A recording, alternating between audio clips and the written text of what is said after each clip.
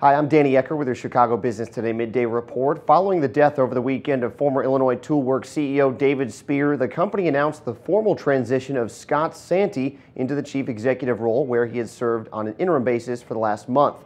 Santi is a longtime member of the ITW family, starting as a sales rep in 1983 and climbing the ladder to COO earlier this year before taking over for Spear during his leave of absence.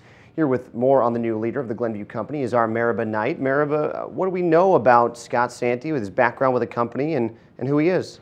Well, he's been there his entire career. He graduated in 1983 from University of Illinois, and he went straight to that company. So this company has really molded him as an executive. Like you said, he started out as a sales rep, and he's just moved his way up, and here he is today. So, you know, the people that I spoke with said he's really affable, he's nice, he's a family guy, but he also kind of has this ability to know the nitty-gritty as well as the big picture. And being in the company for so long, I think he really understands the operational structure, from what I understand the people said.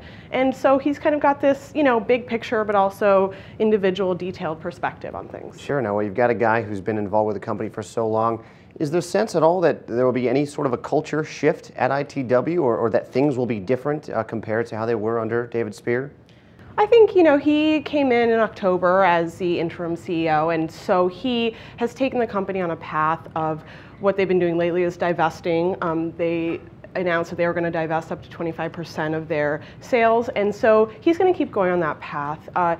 You know, they've been targeting acquisitions, bigger acquisitions. It was at one point a company that would acquire many small companies, and now I think it's targeted, more thoughtful acquisitions are what they're going to be doing going forward to get bigger returns on their investment.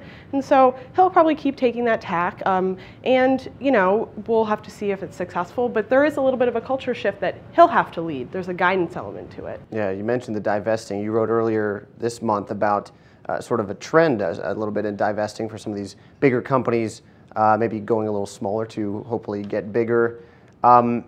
Is that sort of the biggest thing on his plate, at least at this point? What's the biggest pressing issue for him? Yeah, I think executing that plan, there's going to be a little bit of a shift. This is a 100-year-old company, so there are people that have done it one way for a very long time. And even he said, you know, he's going to have to tilt some minds a little bit. So that's going to be a process of guidance for him, is, you know, moving the company forward in this direction, getting everyone on board, and, you know, executing this plan to the utmost success. So, you know, I think that's probably one of his biggest challenges. Obviously, profitability, they've got to get more. Organic growth is very low, is 1% over the past 10 years. So he's going to have to, you know, the spotlight's going to be on him for those kinds of elements. Okay, a new era at ITW. Thanks, Maribah. Thank you.